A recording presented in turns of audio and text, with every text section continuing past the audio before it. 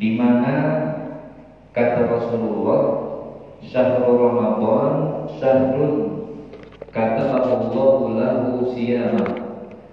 Kata Allah melalui Nabi kita Muhammad sallallahu alaihi wasallam, bulan Ramadan itu adalah bulan yang telah dipartukan, diwajibkan berpuasa di siang harinya. Puasana tulakum, dan kata Rasulullah, aku anjurkan untuk melaksanakan qiyamul lail, menghidupkan malam tarawih di dalamnya.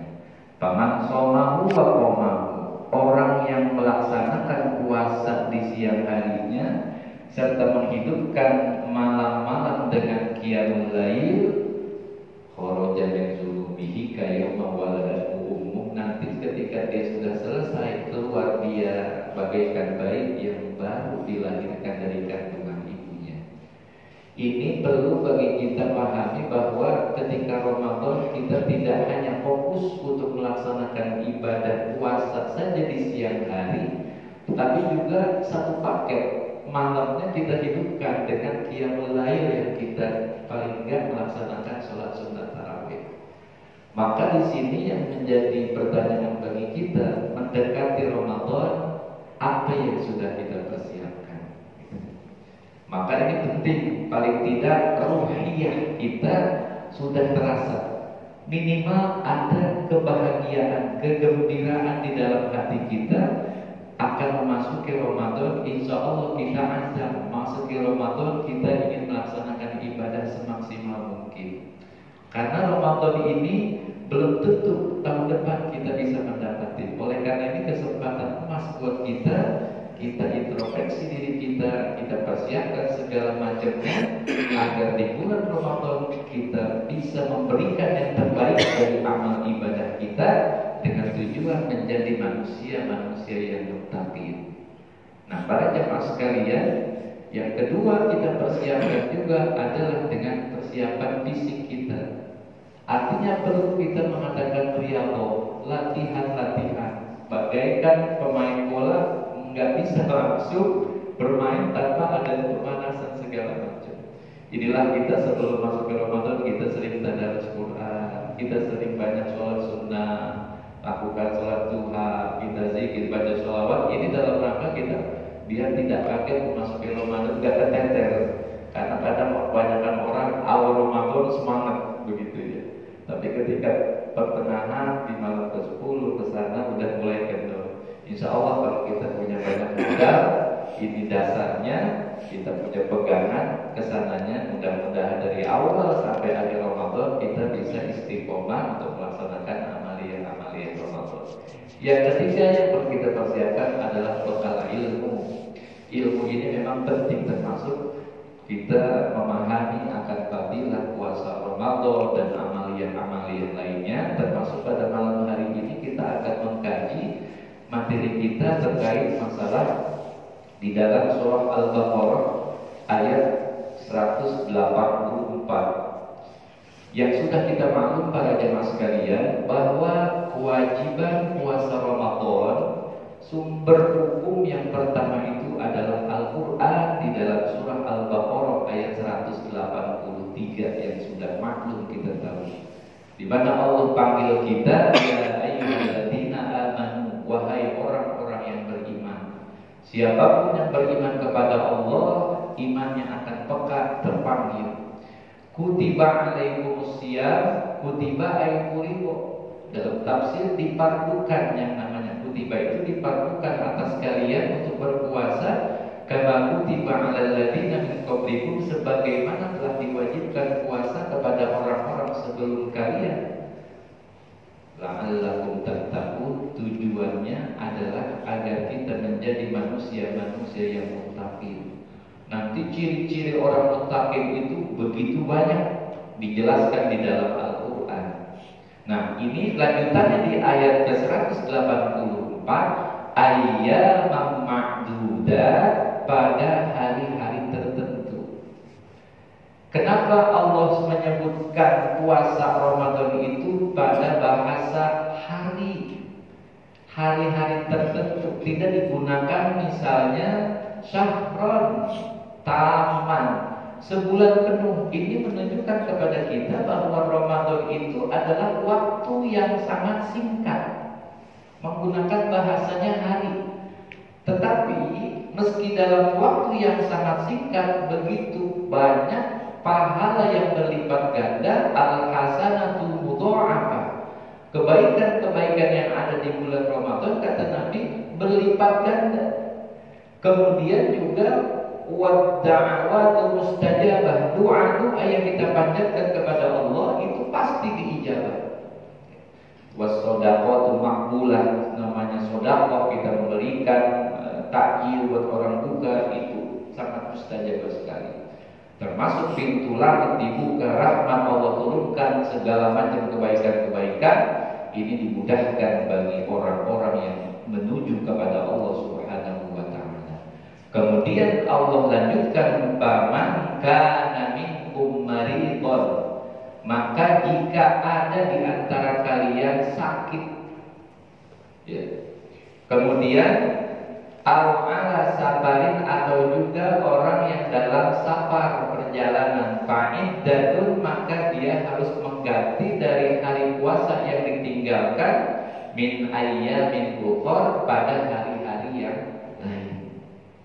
Juga wa'alal ladzina yutiqunahu, dan bagi orang-orang yang memang berat melaksanakan ibadah puasa, menjalankannya, fidyatun tu'am miskin, maka dia nanti harus memberikan fidyah berupa memberi makan kepada orang miskin. Nah, ini yang akan kita bahas. Saya tetap merujuk pada landasan ulama-ulama kita dari materi ini. Pada dasarnya, orang yang wajib terkena pembebanan hukum puasa adalah orang muslim. Yang kedua, dia akil balil, kemudian sehat dan ipokoh, adanya kemampuan. Ini hukum asal azimah, hukum dasar puasa Ramadan. Namun dalam hukum Islam itu tidak selamanya baku. Tetap ada fleksibel di sana, ada rukhsah, ada keringanan. Bagi orang-orang yang tidak mampu berpuasa, nanti dijelaskan di dalam fikih itu ada sebanyak 6 golongan yang diperbolehkan untuk tidak berpuasa. Tapi tentunya nanti ada konsekuensi hukum. Dia akan menggantinya dan juga dengan mengqadhanya. Siapa-siapa orang yang harus mengqadha dan siapa-siapa orang yang harus membayar qadha serta fidyah, dan siapa saja yang memang harus cukup membayar fidyah saja. Ini perlu kita pahami, di mana kata Syekh An-Nawawi Al-Bantani, yubahul fitru fi Ramadan, diperbolehkan orang berbuka, artinya tidak berpuasa, lisittatin, bagi 6 kelompok, 6 golongan. Siapa saja? Yang pertama adalah lil musafiri, orang yang melakukan perjalanan.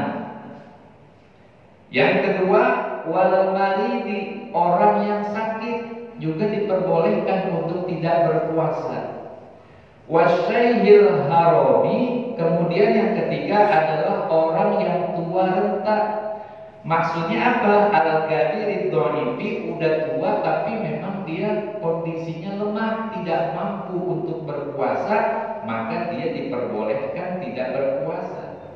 Kemudian yang keempat, wal hamili, wanita hamil juga diperbolehkan untuk tidak berpuasa Ramadan. Walau min zinan, sekalipun dia menghamil atau hamil dari bukan perkawinan yang sah, dari hasil zina, tetap diperbolehkan untuk tidak berpuasa. Kemudian yang keenam, walil murdiati, kelompok yang keenam ini adalah wanita yang menyusui. Nah, ini diperbolehkan 6 kelompok ini untuk tidak berpuasa. Sekarang kita bahas satu demi satu para jamaah sekalian. 6 Nah, golongan yang diperbolehkan tidak berpuasa yang pertama adalah musafir. Ini di dalam fikih, musafir itu adalah orang yang melakukan perjalanan jauh. Lil musafiri safaron tawilan, perjalanan jarak jauh yang sudah mencapai 2 marhalah, 16 parsah. Artinya yang diperbolehkan untuk melaksanakan sholat qashar jamaah. Nah, kalau perjalanan seperti ini sudah mencapai 2 marhalah, maka dia diperbolehkan untuk tidak berpuasa. Kadang kita salah persepsi. Besok ceritanya ini malam Ramadan, besok mau ke Surabaya, malamnya udah niat nggak mau puasa. Ini salah gitu. Yang pertama, perjalanan itu harus mencapai 2 marhalah, jarak yang sangat jauh. Nah, yang kedua, perjalanan ini adalah mubahan, mubah perjalanannya, ghairu maksiyah, bukan perjalanan maksiat. Ya. Artinya perjalanannya itu bukan misalnya ketika mau ke Surabaya, misalnya mau main judi misalnya gitu. Ini tidak diperbolehkan. Atau misalnya maksiat-maksiat lain. Maka termasuk dalam qashar jamaah itu niatnya pun juga dalam perjalanan mubah, mau pulang kampung, mau silaturahim, mau acara-acara yang terkait dengan keagamaan, atau juga dalam masalah dagang itu diperbolehkan. Cuma memang ini syarat yang ketiga, perjalanannya itu adalah qabla tulu'il fajri, perjalanan yang dilakukan ketika memang dia melaksanakannya sebelum waktu fajar, gitu. Sekalipun dia perjalanannya setelah waktu fajar, ini tetap malamnya itu dia niat puasa. Nanti bagaimana kondisinya? Kondisi safar itu ketika dilihat perjalanannya, kalau kondisinya dia kuat, maka itu khairul lakum wa antasumu khairul lakum. Puasanya itu akan lebih bagus. Tapi kalau kondisi safarnya, perjalanannya dia ada kondisi yang capek atau misalnya nggak kuat, maka disitulah yang namanya tidak berpuasa lebih bagus. Jadi mengkondisikan. Jangan sebelum perjalanan udah kagak puasa. Ini yang salah persepsi. Maka di dalam safar ini syarat-syaratnya memang yang pertama tadi harus perjalanannya itu mencukupi 16 parsah atau kalau kita 2 marhalah itu ulama kita 85 kilo sampai 90 kilometer. Itu dalam mazhab kita Asy-Syafi'i, 85 sampai 90 km jarak yang ditempuh untuk diperbolehkannya qashar jamaah. Nah, yang kedua tadi, perjalanan ini adalah ghairu maksiyah, bukan perjalanan maksiat. Nah, kalau seperti ini dia diperbolehkan untuk tidak berpuasa pada saat memang menjalankan puasanya. Boleh dia buka. Jangan dari malam udah niat nggak puasa, dicoba dulu perjalanannya, masyakohnya bagaimana gitu. Kondisinya kuat apa tidak? Karena asal hukum puasa itu diwajibkan kepada muslim yang dewasa yang memang sehat dan kokoh, ada kemampuan. Itu yang pertama. Yang kedua adalah orang yang sakit. Nah, ini orang yang sakit juga dia termasuk diperbolehkan untuk tidak berpuasa. Maka di sini saya sampaikan ada sebuah makalah dari Syekh An-Nawawi Al-Bantani, di mana orang yang tidak berpuasa ini ada yang dikelompokkan untuk membayar mud dan juga mengqadha. Yang pertama adalah mayalzamu fihil qadha wal fidyatu. Orang yang tidak berpuasa dia harus mengqadha puasanya dan juga membayar fidyah. Ya, bayar fidyah ini saya jelaskan dulu adalah diambil dari kata pada. Ya, pada ini artinya tebusan, dendaan, harta benda yang dikeluarkan dalam takaran tertentu untuk diberikan kepada fakir miskin. Ya, ini fidyah namanya. Ganti dari ibadah yang ditinggalkan dan diberikan khusus untuk orang miskin. Kalau diberikan ke bukan selain orang miskin, nggak sah fidyahnya. Ini dijelaskan oleh Imam Ibnu Qasim Al-Ghazi di dalam kitab Fathul Qorib.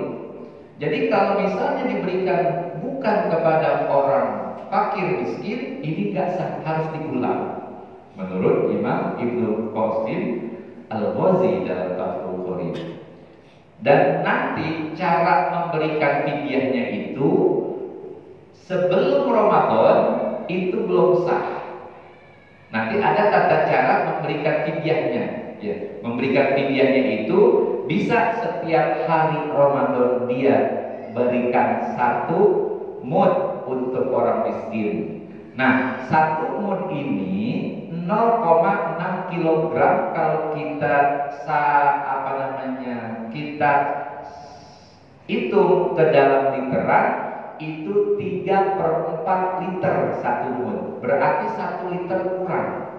Tapi saya kalau diajarkan oleh guru untuk memudahkan hitungannya, hitung 1 mud itu 1 liter. Selebih dari 3/4 liter sebagai sedekah, begitu. Termasuk bikin fidyah orang meninggal, saya diajarkan yang lebih bagus lebihkan 1 mud itu adalah ukuran 1 liter, gitu. Nah, ini mud 1 mud diberikan kepada 1 orang miskin setiap hari, boleh. Atau juga dia memberikan mud itu nanti ketika di akhir Ramadan dihitung berapa puasa yang dia tinggalkan. Kalau 6 hari nanti 6 mud berarti dia harus mengeluarkan dan diberikan kepada fakir miskin. Boleh sekaligus, boleh dibagi-bagi. Ini cara pada saat memberikan mud. Kalau dia diberikan mud sebelum Ramadan, ini enggak sah. Jadi pada saat Ramadan baru boleh berikan mudnya. 1 hari misalnya 1 Ramadan dia tidak berpuasa karena katakanlah orang yang sudah tua. Nah, itu ntar siang boleh dia kasih. Besok begitu lagi setiap hari boleh dikasih. Atau juga nanti di akhir Ramadan. Kalau sebelum Ramadan ini tidak sah fidyahnya diberikan kepada orang miskin. Nah, yang kedua tadi orang yang terkena qadha dan membayar fidyah. Ada 2 kelompok. Siapa saja orang yang mengharuskan untuk mengqadha puasanya di hari selain Ramadan dan juga memberikan fidyah, itu ada 2 kelompok. Al-awwalu, yang pertama, al-iftaru li khaufin ala ghairi. Dia tidak berpuasa karena kekhawatiran terhadap orang lain. Misalnya bagaimana? Ada orang misalnya mau terjerumus sampai meninggal, dia menyelamatkan nyawa orang dan mengharuskan untuk membatalkan puasanya, maka dia itu berarti nanti selain Ramadan mengqadha dan juga bayar fidyah 1 hari yang dia tinggalkan 1 mud diberikan kepada fakir miskin. Ini yang pertama, ya. Atau juga dia menyelamatkan hayawanin muhtaromin, hewan yang memang dihormati. Hewan-hewan yang dihormati, misalnya jangan sampai nanti takzir dia mati begitu saja. Dia menyelamatkan hewan itu, maka dia termasuk membatalkan puasanya karena ada tujuan yang ingin diselamatkan, nyawa, bukan nyawa orang saja tapi nyawa binatang. Dia membatalkan puasanya, maka dia nanti mengqadha di sela Ramadan dan bayar 1 fidyah, 1 mud kepada fakir miskin. Itu yang pertama. Yang kedua adalah wa iftar hamilin. Ya. Dan juga wanita yang hamil, wa murdiin, dan wanita yang menyusui. Kenapa wanita yang menyusui dan wanita hamil itu dia harus qadha dan bayar fidyah juga? Ini di dalam mazhab kita, mazhab Syafi'i, lebih detail ditanyakan dulu, dia itu tidak berpuasanya lantaran kekhawatiran apa? Kalau dia khaufan 'alal waladi, kekhawatiran bukan hanya dirinya, dia khawatir bagi anak yang dikandung. Saya nggak puasa nih, kenapa? Khawatir anak saya atau janin saya. Kalau dia khawatir anaknya, maka di situ ada kekhawatiran kepada orang lain. Maka dia nanti qadha juga harus membayar fidyah dari puasa yang ditinggalkan. Atau juga kekhawatiran daripada orang atau wanita yang menyusui terhadap anaknya, takut air susunya misalnya nggak keluar, itu ada kekhawatiran kepada orang lain. Maka dalam mazhab Syafi'i ini yang seperti ini berarti karena niatnya ada kekhawatiran orang lain terhadap anak atau terhadap janin, maka dia nanti harus mengqadha dan membayar fidyah. Tapi dalam mazhab Imam Abu Hanifah, dia tidak ada yang namanya fidyah, hanya cukup mengqadha saja. Ini adanya fidyah seperti ini ada di mazhab kita Asy-Syafi'i. Maka karena itu kita perlu harus memperhatikan ketika ada istri kita tidak berpuasa lantaran apa? Kalau dia kekhawatiran pada dirinya saja, itu cuma qadha. Ya, karena kekhawatiran pada diri kita sendiri. Tapi kalau sudah menyangkut kekhawatiran orang lain, maka dia diwajibkan untuk di samping mengqadha puasanya di setelah Ramadan juga harus memberikan fidyah berapa hari yang dia tinggalkan.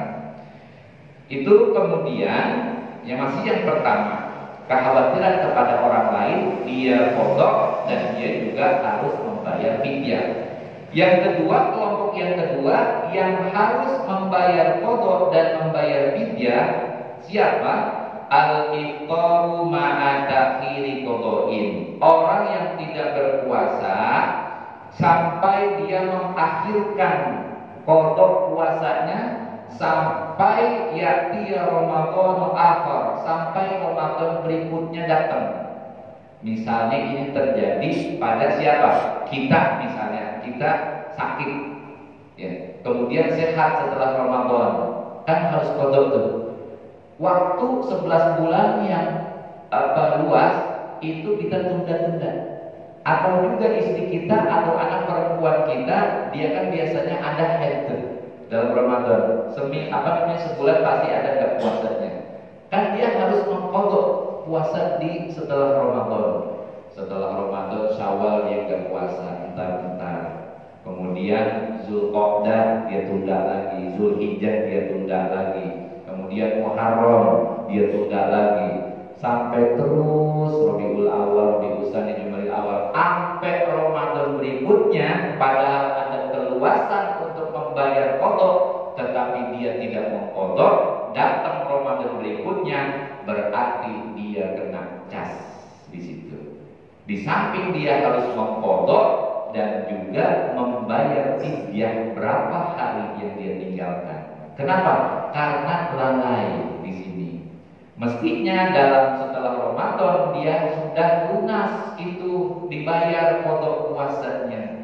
Inilah yang dikatakan kata Syekh An-Nawawi, kelompok yang kedua al-iftaru ma'a ta'khiri qadha'in ma'a imkanihi hatta ya'ti Ramadan akhir, sampai Ramadan yang lainnya datang dia belum mengqadha dari puasa yang dia tinggalkan. Maka kelompok ini ya dia harus mengqadha puasa juga membayar fidyah. Nanti dihitung berapa qadha yang dia tinggalkan 5 hari, berarti nanti 5 hari 5 ditambah 5 mud. Begitu. Katakanlah 5 mud kita hitung 1 liter, berarti 5 liter yang harus dia keluarkan. Itu yang pertama.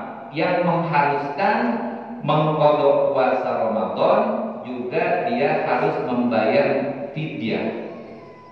Kemudian yang kedua, para jamaah sekalian, ma yalzamu fihil qada'u. Kelompok yang kedua yang mengharuskan hanya membayar qadha saja dunal fidyati, tapi dia tidak membayar fidyah. Siapa ini? Wa huwa yaksiru, itu banyak. Kamu ma'alaihi, seperti orang yang pingsan. Ya, orang yang sakit ayan, dia seharian seperti itu, maka dia tuh nanti hanya mengqadha puasanya saja. Juga siapa lagi? Wa nasin liniyah, orang yang lupa niat di malam hari. Ini para jamaah sekalian, dalam mazhab Syafi'i yang namanya puasa di Ramadan itu setiap malam wajib niat. Ya. Yang namanya niat itu setiap malam dalam mazhab Imam Asy-Syafi'i. Maka ketika dia malam kagak niat, dia bangun kesiangan katakanlah, karena memang mungkin dia kagak tarawih gitu ya. Karena kan kalau kita biasanya habis sholat tarawih kita pasang niat tuh, ya jadi udah tercover.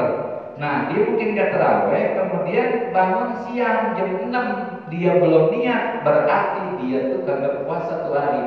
Ya. Wa nasil niat, dia lupa niat. Nah ini saya berikan perbedaan. Ada solusi dalam mazhab Imam Malik, kita berbandingan dulu muqaranah mazhab, perbandingan mazhab Imam Asy-Syafi'i dan Imam Malik.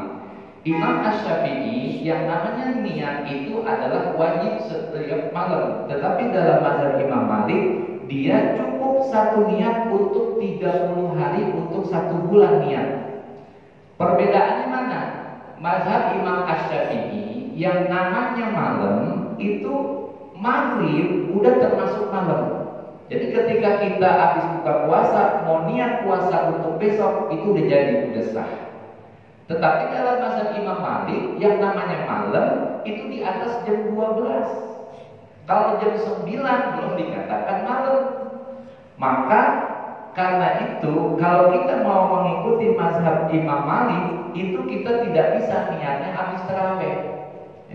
Jadi niatnya itu paling kagak di atas jam 1 apalagi sahur lebih afdol. Nah inilah perbedaan mazhab Imam Malik dan Imam Asy-Syafi'i. Maka bagaimana kita menjamak, menggabungkan dari dua mazhab ini untuk jaga-jaga jangan sampai kita lupa niat seandainya terjadi. Maka caranya adalah kita pertama awal malam Ramadan habis sholat tarawih kita niat mazhab Imam Syafi'i, mazhab kita seperti biasa.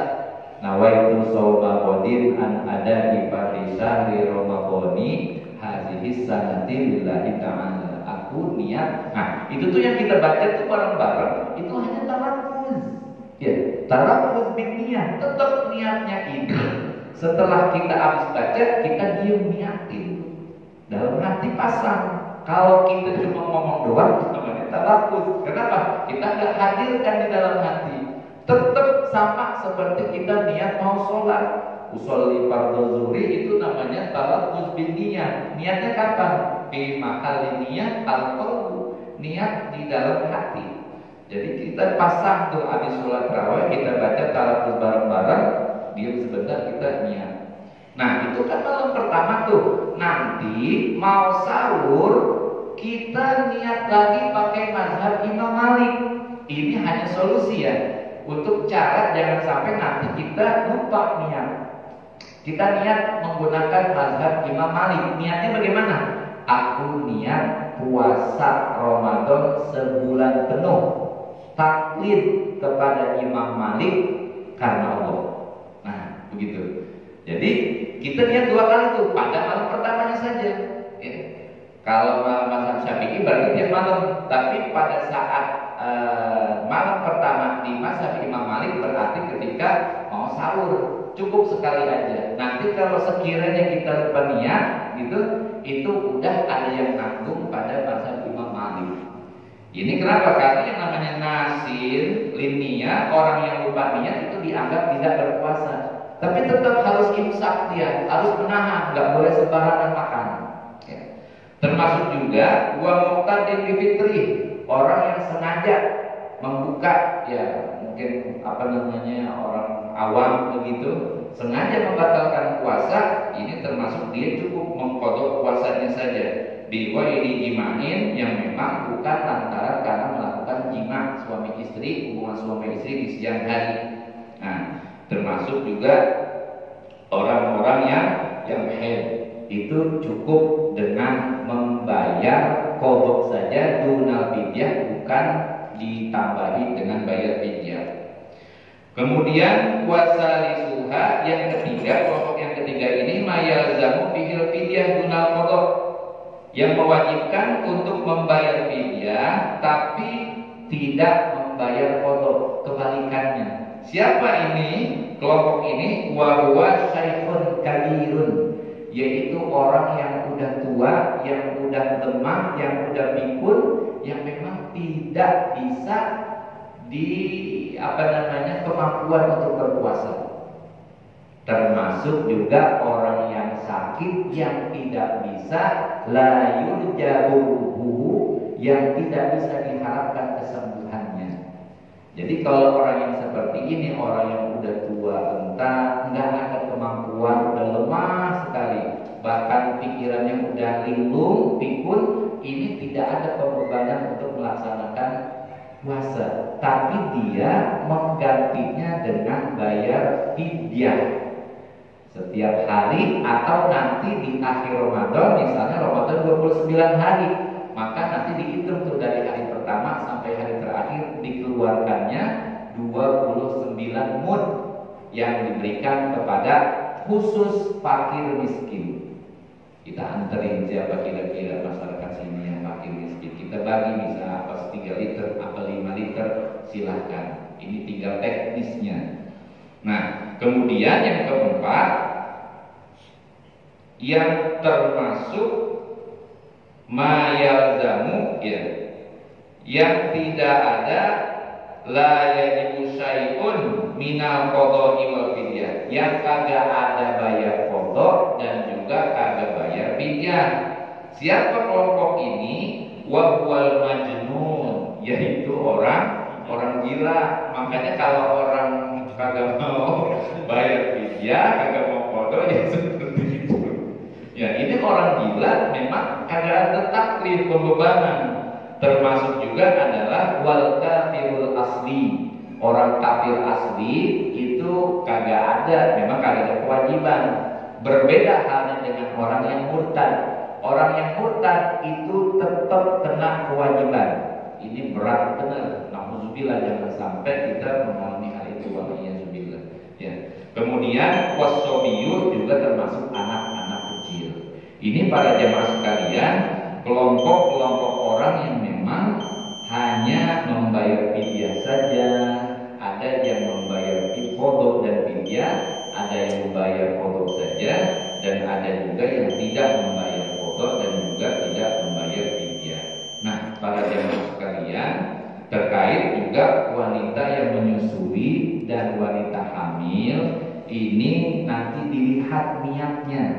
Dia boleh tidak berpuasa, dikatakan jaizun, boleh takhir, boleh memilih mau puasa atau mau enggak. Kalau enggak puasa, dia niatnya apa? Kalau kekhawatiran pada dirinya sendiri, berarti nanti cukup membayar qadha saja di luar Ramadan. Atau juga dia niatnya kalau seandainya ada kekhawatiran janinnya atau juga bayi yang disusuinya, kekhawatiran terhadap orang lain, maka di situ dia kena pembebanan dua untuk membayar fidyah juga. Nah, ini kaitannya di dalam masalah mazhab Imam Asy-Syafi'i.